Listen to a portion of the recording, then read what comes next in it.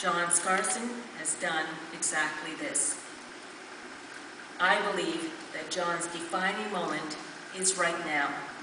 Being elected the valedictorian is such an honor.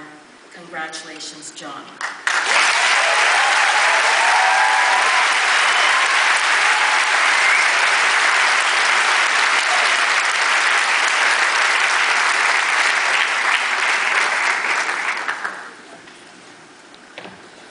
Good afternoon, everyone. I have a heart condition where I have an abnormally low heart rate, or slow heart rate, and I've never been more thankful for it. Trustee Mari Rutka, Principal Bevo Hashi, curriculum leaders of the school on stage and off, parents, family, friends and guests, the Earl Haig graduating class of 2009 would like to applaud your presence here today.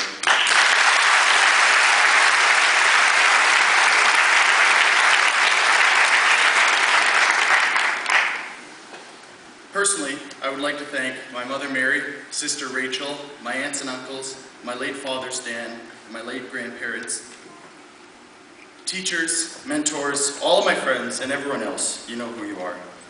So here we are at Earl Haig's 80th annual commencement to celebrate the 500 plus students graduating. Graduating from high school is one of the first major accomplishments a young person achieves in his or her own life. From here, we all have aspirations to go on to great things. But I don't have to get up here and talk about how to attain greatness or give a motivational speech on how to be great, because everywhere I turn at Earl Haig, I see greatness, beginning at the top with our staff, our academics, our athletics, our arts program, the Claude Watson program, and all other programs. Every year, Earl Haig students place at the top of external competitions. This year in music, the Earl Haig music program had a historic year, winning or placing at the top at dozens of external competitions. In athletics, Earl Haig won multiple city and regional championships. In mathematics, 37 graduating students here today placed at the top 25% in Canada at the prestigious Euclid contest. In business, Earl Haig sent over 10 students to the International Business competition in California. Many graduating students had their writing published, and there are many, many more achievements that I could name. When I look upon the class of 2009, I see future leaders, doctors, lawyers, artists, inventors, entrepreneurs, and teachers. Having spent 4 years with this class, I know we are all destined for greatness. The question is, what do we do with that greatness?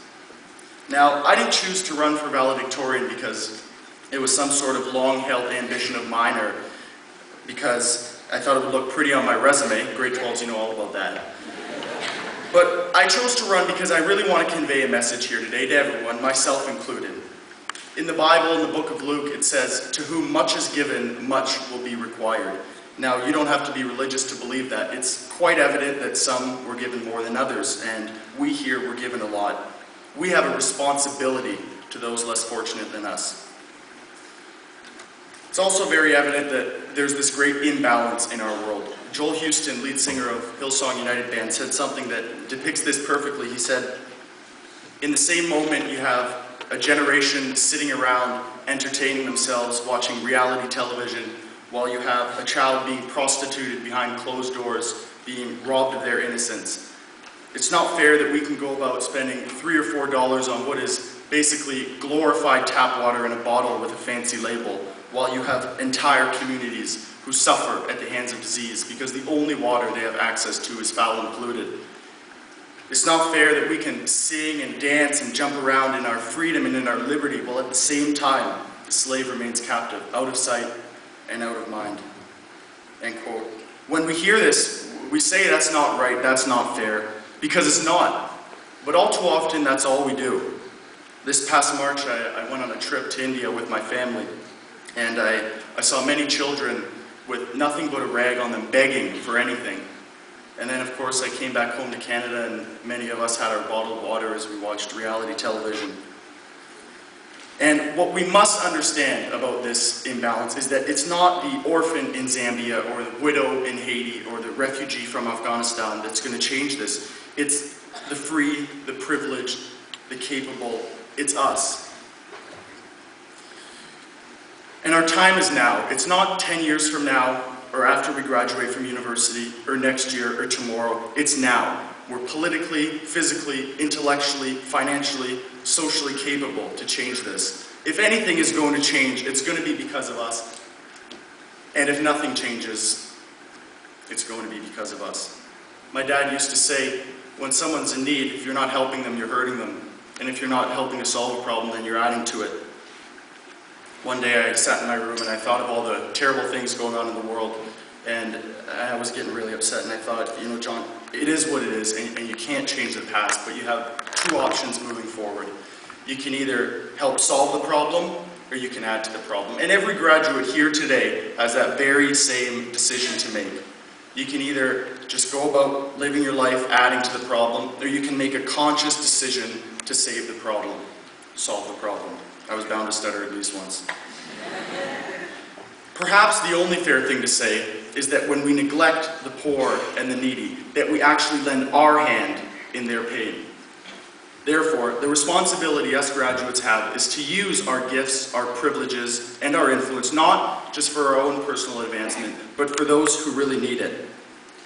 I'm not saying that any one of us is going to go out and save the world. I think that's a great ideal, but it's most likely not going to be the case for any one person. Theodore Roosevelt, former American president and hero of mine, said, "Do what you can with what you have where you are." And I think it's so important to remember we can only do so much as individuals.